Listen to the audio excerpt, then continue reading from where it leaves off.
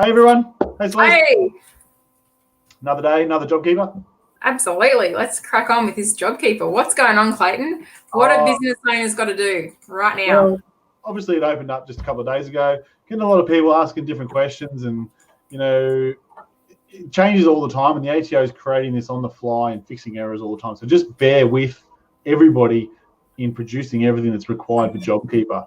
Yeah, It's getting done quickly, so just do your best, and when you need help, reach out for it.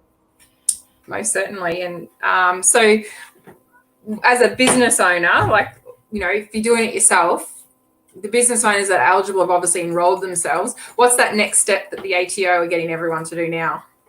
Yeah, so the next step is the monthly declaration. Talking to the ATO earlier today, you were saying that the enrolment doesn't actually do a whole lot. It just lets them know that you want to participate and declare that you want to be registered. But it's actually the declaring the monthly information is where you kick off the payment details and whatnot.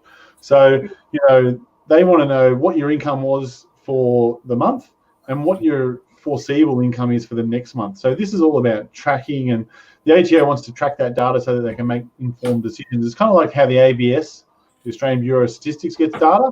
So they're not going to, come down on you, but the commissioner, if they see a significant difference between your actual turnover and what you projected, if it's significant, they might go, we might need to look at this person. But if you're getting it wrong, don't stress.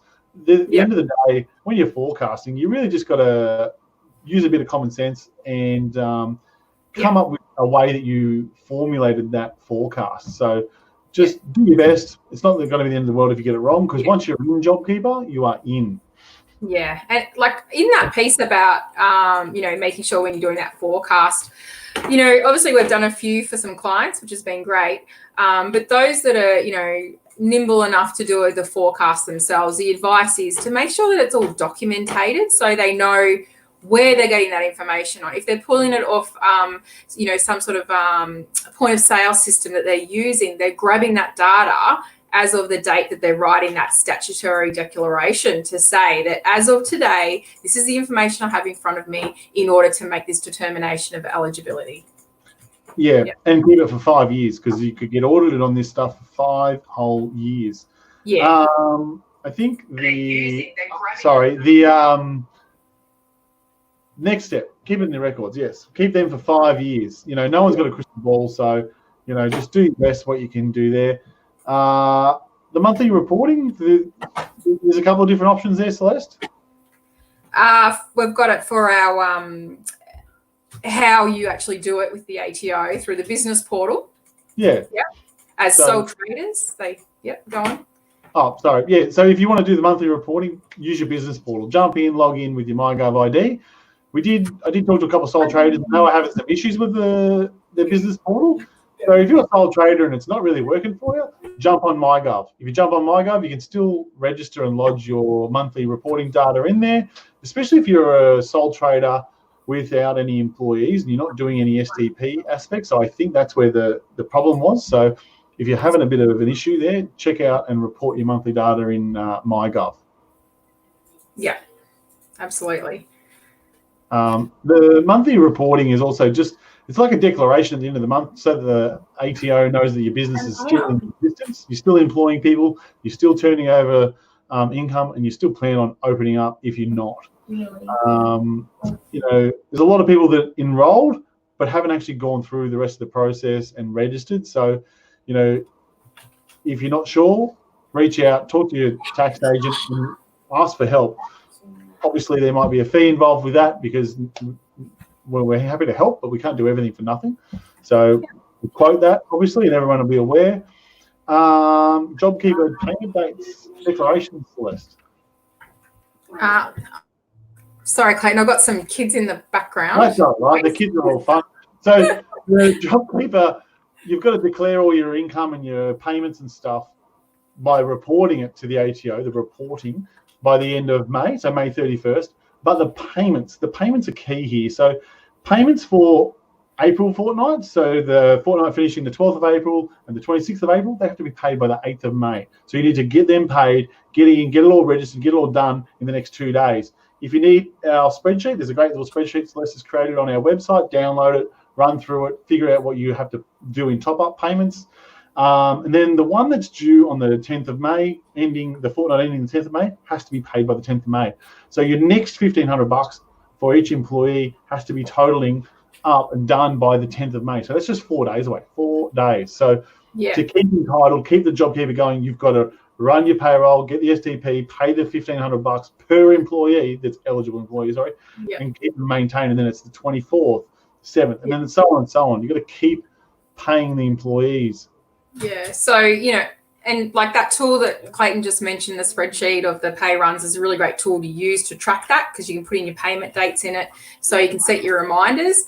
The other important thing, and I can't think of where I'm going because I've got obviously some background noise with me here. So just important you keep a track and get those dates, get it in paid. Love it. What if it's broken, Celeste? A few people have had a broken problem here and there. In their reporting? Just in general. Well, you can always contact the ATO and get some guidance off them. If it's with software, if it's with your software or something, maybe you've lodged an STP and it doesn't seem to be looking like it's going through properly. Obviously, you call your accountant, call us, and we'll work through with that. Why those errors are coming through. Yeah. And the ATO tend to fix most of the mistakes. When you're doing your reporting, if you've missed an STP person, you can add them when you do your monthly reporting for each fortnight. But also we had a client where they enrolled 6, but then it turned out there actually should have been 7. So they did their STP reporting for 7. Then when they went to do their monthly report, the monthly report showed 7 as it should have. So there's lots of ways to get that information updated and correct. So if you're not quite sure, don't stress. There's a way to usually get around and fix it. But in saying that, the crucial part about it all is eligible employees are paid by the correct dates. So the first 2 fortnights is in 2 days. This current fortnight we're in now is by the 10th. So you have to pay everybody that money. Otherwise, you've just wasted. The other sort of thing I was going to go to, like the questions that we're getting is, so when is the first lot of fortnights coming through for those that, enrolled early and made those payments early and were on STP, all synced in with that, is that it's supposed to be this week. But we don't have a crystal ball. The ATO are not advising us on the actual date and who's going first and who they're rolling it out to.